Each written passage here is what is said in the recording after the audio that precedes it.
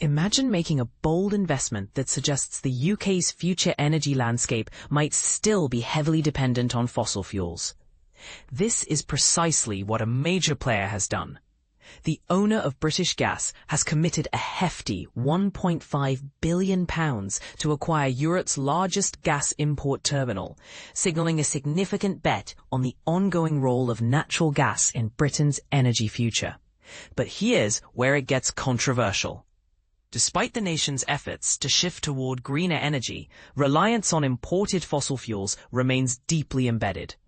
This strategic move involves partnering with a prominent US private equity firm to purchase the Isle of Grain terminal located in Kent. This facility is capable of importing 15 million tons of liquefied natural gas, LNG, annually, an impressive figure considering that last year, Britain's overall gas demand dropped to levels not seen since the early 1990s. The gas terminal is currently owned by National Grid, a big name on the FTSE 100, which has shifted its focus in recent years away from gas infrastructure towards investing in electricity grid upgrades. Chris O'Shea, the CEO of Centrica, the parent company of British Gas, highlighted that this strategic asset would bolster the UK's energy security for many decades, even as the country aims to reach net zero emissions. And the timing isn't accidental. This decision follows a recently announced £20 billion deal with Norway's state energy company, Equinor. Through this deal, Centrica plans to purchase approximately 5 billion cubic meters of gas each year, enough to power 5 million UK homes at market rates from now until 2035. O'Shea has also called for government support to upgrade Britain's largest gas storage facility, the Rough Gas Storage Site, requesting a £2 billion investment. He regards this as a crucial insurance policy for times when renewable energy sources like wind and solar aren't producing enough power.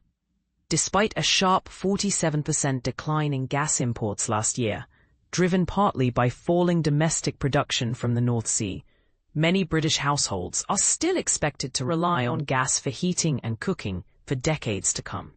Efforts to replace gas boilers with electric heat pumps have not yet met government targets, which aim to install 600,000 heat pumps annually. But the landscape is shifting elsewhere in the energy sector. The electricity grid is increasingly decoupling from natural gas, with recent data showing wind power outstripping gas for the first time in 2024, accounting for around 30% of the nation's electricity, compared to just over 26% from gas plants. This trend is part of a broader governmental plan to phase out gas-fired power plants, aiming to reduce their contribution to just 5% of total electricity generation by the end of the decade, moving toward a nearly carbon-neutral power system. Adding to this, Centrica recently announced a stake in the future Sizewell C nuclear power plant planned for Suffolk, set to start operations in the 2030s. All these developments suggest a complex, evolving energy picture, one where fossil fuel imports still play a vital role, even as renewables become increasingly dominant. And here's the provocative question. Is heavy investment in fossil fuel infrastructure, like this gas terminal, a strategic necessity for energy security, or a risky holdover that could hinder Britain's clean energy ambitions? Share your thoughts. Are we just delaying the inevitable shift away from fossil fuels, or is this a pragmatic step in the transition?